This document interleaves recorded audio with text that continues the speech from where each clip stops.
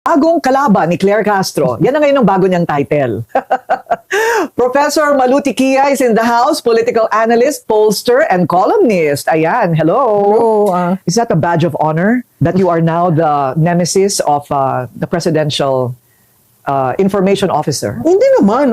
Pero kung gusto mong turuan yung communications, kung gusto mong turuan ng paano ba ang political communication, political strategy, it's a badge of honor kasi kailangan natin turuan kasi yung mga nasa comms, baka akalain siya yung modelo.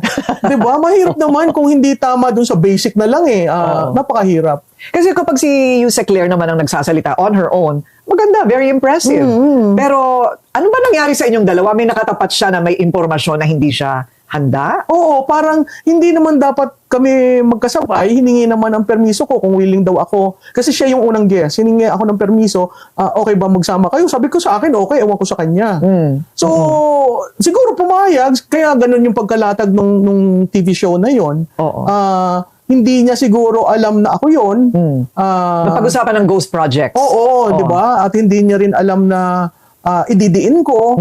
Kaya nga ang parati kong sinasabi, nandun ako dahil mahal ko ang Pilipinas, kinumbida ako. Kaya magtatanong ako ng directly sa kanya. Ano ba yung offensive question? Kasi nung kay Gutese, kasi tinanong kami, ano nangyari kay Kudesa? So sabi ko, yung nakakatuwa, yung sinabi ni Congressman Ko, dahil practically, kinonfirm niya yung testimony ni Gutesa.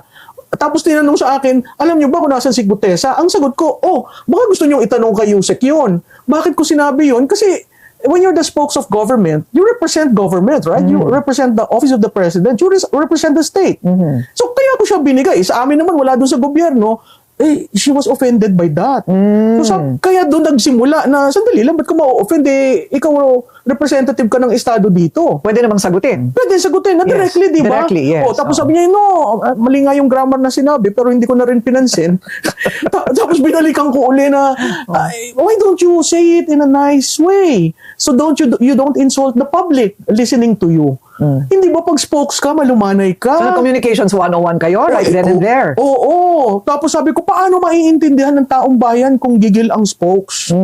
So siguro she was offended by that. I wasn't planning to offend her. But did you make up after the interview? I reached out. Ako ang nag-offer ng hand. And yung tatlong host doon nakatingin, so she had to, offer at nagbeso-beso. So yung picture na linabas, talagang nakangiti naman kami. Sa akin naman, walang masama yun eh.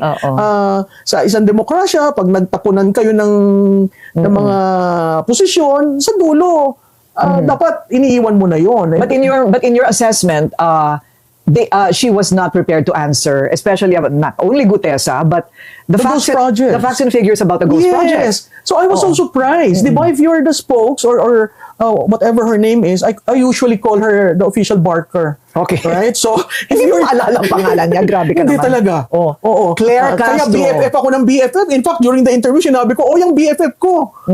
Pareho pa naman kami nakapula. Kaya linuloko kami ng mga hosts. So, ang sabi ko sa kanya, hindi niya alam ang Ghost Projects. Ang punto ko doon, sa Ghost Projects, ghost nga di ba? May nagplano, may nag-alat, may binayaran. Pagpunta mo doon, wala. Ba't hindi makasuhan yung 482? I agree. Di ba? Unahin mo muna yon bago itong hahanap ka pa ng ebidensya. Di ba? Ito ang paper trail nasa kanila. Ang money trail nasa kanila. Ang sagot sa akin, hindi daw niya alam ang datos, hindi daw niya alam na ako yung magiging kaharap niya. But isn't data, if you're the spokes, that's like back of your hand. Alam mo.